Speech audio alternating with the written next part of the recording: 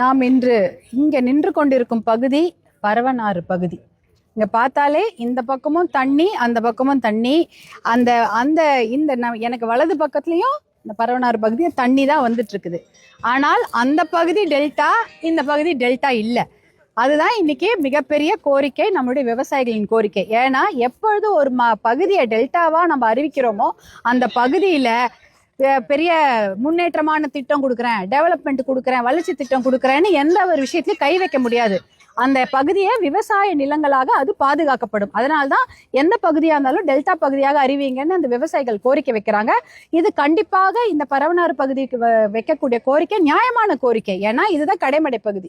இதற்கப்புறம் ஒன்றும் இல்லை. இந்த பகுதியில எத்தனையோ கிராமங்கள்ல விவசாயம் நடந்து கொண்டிருக்கிறது. கிட்டத்தட்ட 30 கிராமம் சொல்றாங்க. ஒரு கிராமத்திலே எத்தனை குடும்பம் இருக்கும் பாருங்க.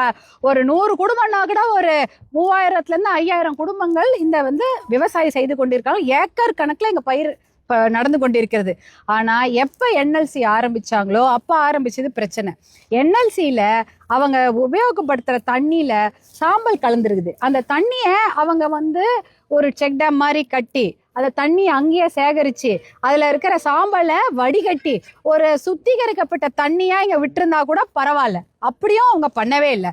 அவ்வளோ தண்ணியும் சாம்பலோடையே அந்த தண்ணிய வருடக்கணக்காக இந்த பரவனாறு ஏரியில இவங்க கலந்து விட்டுருக்குறாங்களே, இது எல்லாம் மனசாட்சி எப்படி சொல்றதுன்னே தெரியல. அப்ப சாம்பல் தண்ணியோடையே தான் இந்த விவசாயம் பண்ணிட்டு வர்றாங்க.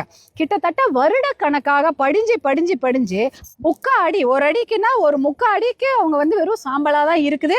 அதுல காலை வச்சா கழுவ கூட முடியாதான். தண்ணி வச்சு அப்படியே சேரா இருக்கும். தண்ணி வச்சு கழுவுனாலும் போவாது, பெயிண்ட் மாதிரி ஒட்டிக்கொன்றாங்க.